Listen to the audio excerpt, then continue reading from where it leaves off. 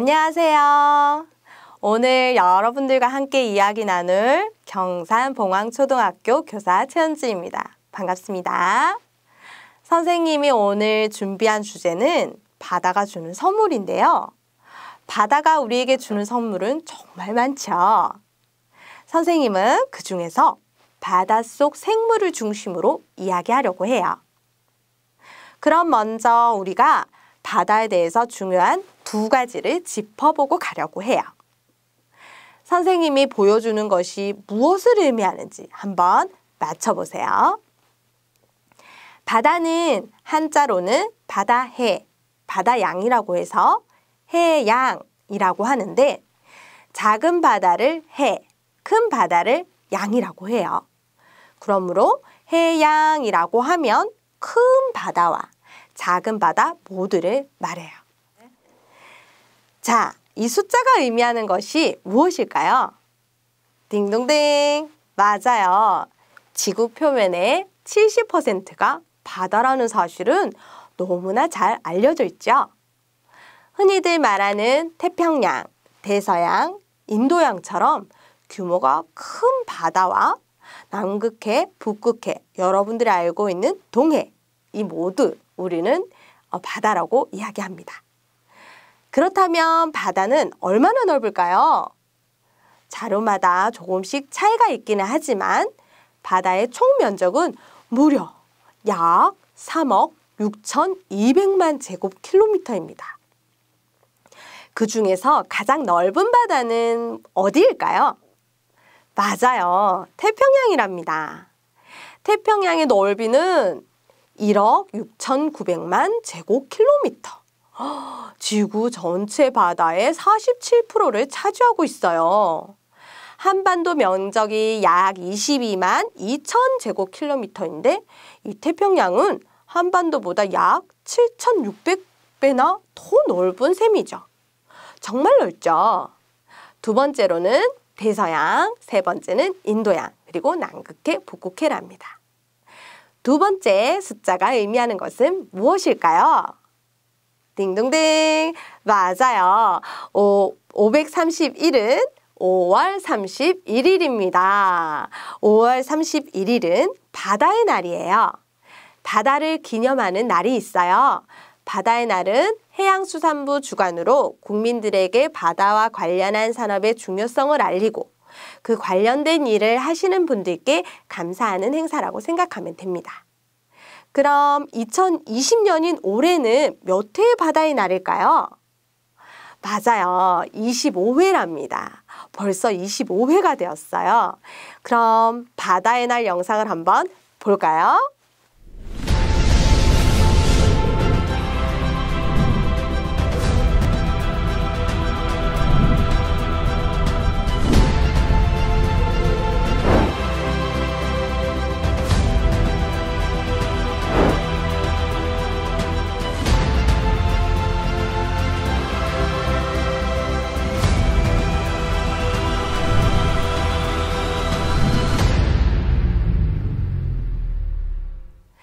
잘 보셨나요?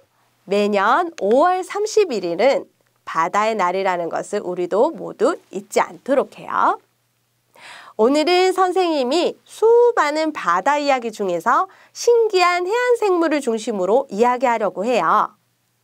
바다에는 얼마나 많은 생물들이 살고 있을까요?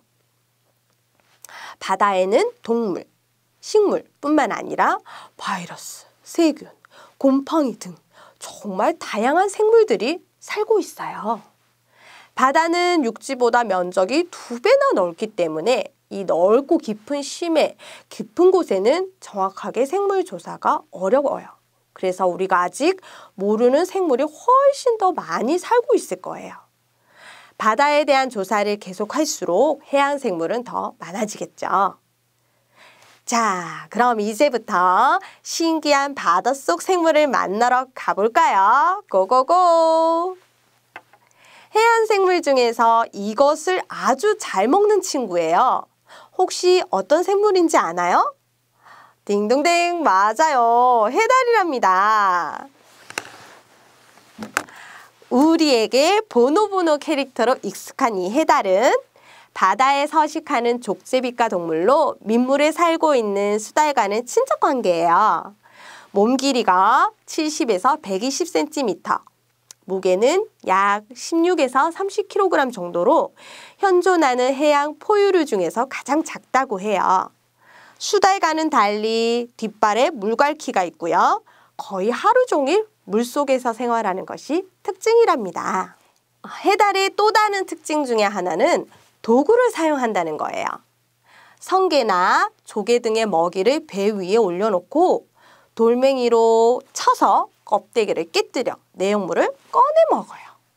이 돌멩이는 해달 한 마리당 하나씩 가지고 다니며 오랫동안 사용하기도 한다고 해요. 피하 지방이 다른 해양 포유류에 비해서 적은 이 해달은 매우 촘촘히 자란 털을 보온 수단으로 사용하고 있어요. 해달은 피부 표면 1제곱센티미터당 약 15만 가닥의 털을 가지고 있는데요.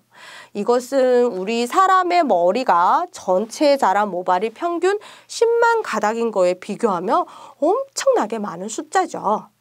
이 때문에 해달의 모피는 매우 부드럽고 윤기가 흐른다고 해요. 다음으로 보여줄 사진은 정말 귀여운 해달의 모습이에요. 해달이 무엇을 하는 모습일까요? 맞아요. 잠을 자고 있답니다. 해달은 친구들과 손을 잡고 잔다고 알려져 있어요. 왜 손을 잡고 자는 것일까요? 추워서? 좋아하는 사이라서? 해달은 바다에 떠내려가지 않기 위해서 서로 손을 잡고 잔다고 해요. 정말 감동적인 이야기죠. 물에 뜬 채 잠을 자는 해달은 자는 도중에 무리를 벗어나지 않기 위해서 서로 손을 잡기도 하고요. 어미가 새끼 손을 잡는 경우도 많다고 해요. 자, 이제 두 번째 생물을 소개할게요. 이 생물은 특별한 곳에 알을 낳는 물고기예요. 몸 길이는 4에서 5cm 되고요. 번식기에는 수컷의 몸이 알록달록해진답니다. 무엇일까요? 딩동댕!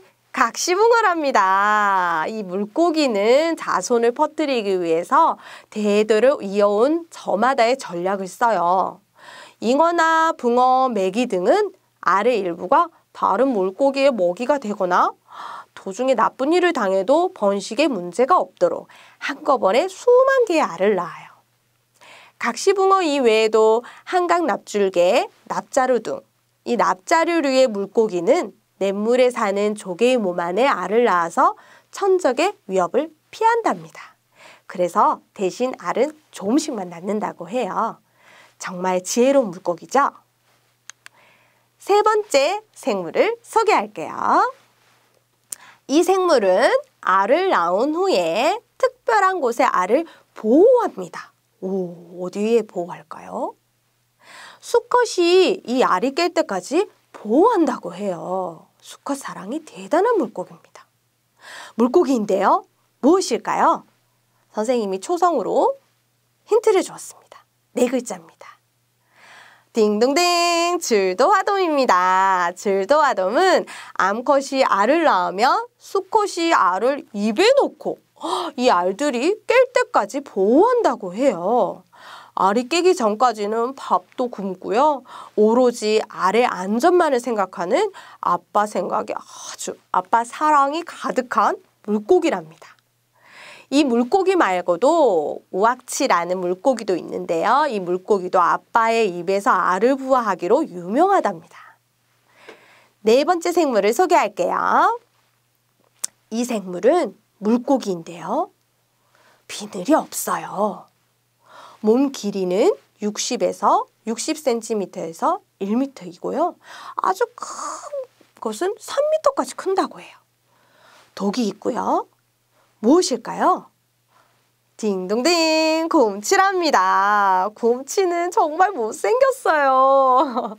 비늘이 없지만 두꺼운 피부고요. 매우 흉측하게 생겼어요. 곰치는 이중턱을 가지고 있어서요.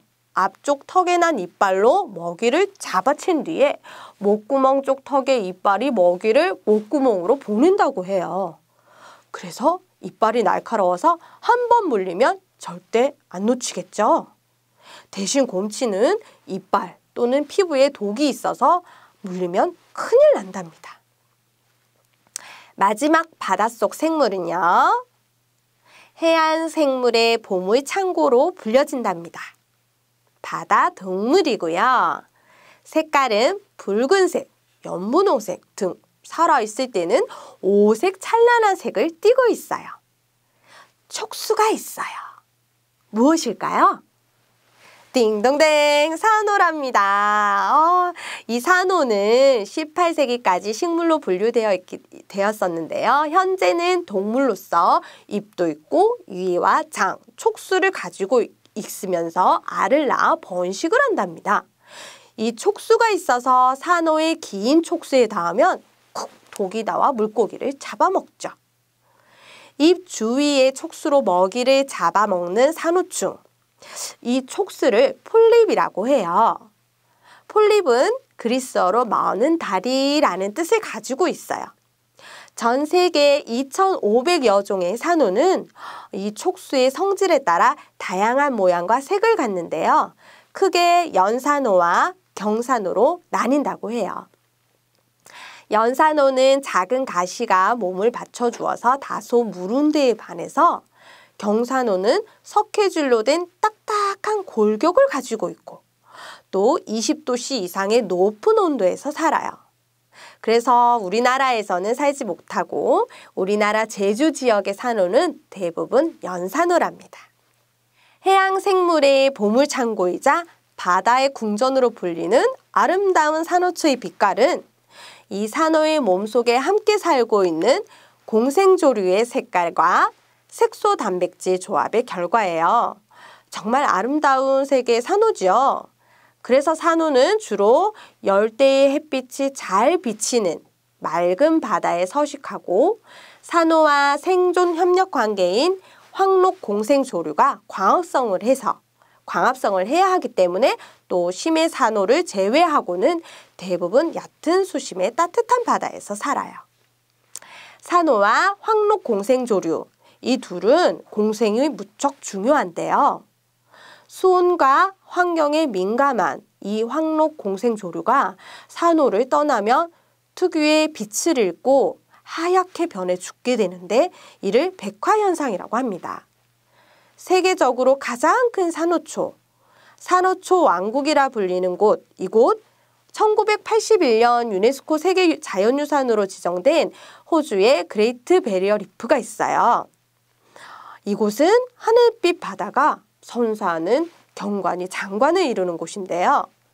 이곳에서도 몇 번 최근 2016년까지 백화현상을 겪었답니다. 산호초가 해안생물의 보물창고라고 하는 이유는 이 해양생물 종들 중에서 25%가 산호초에서 발견된다고 해요.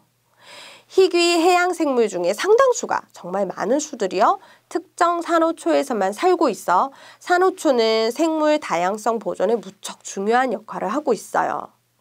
지구온난화로 인해서 해수온이 점점 오르면 전 세계 산호가 멸종되지 않을까 우리 모두가 관심을 가지고 지켜나가야 할 것 같아요. 이처럼 바다는 우리에게 정말 많은 선물을 준답니다. 오늘 선생님과 살펴본 해양생물뿐만 아니라 해양과학, 해양영토, 해양산업, 해양문화, 해양진로까지 바다가 우리에게 주는 선물을 잊지 말고 바다를 알고 바다를 꼭 지켜나가도록 해요. 그럼 우리 다음에 만나요, 친구들. 안녕!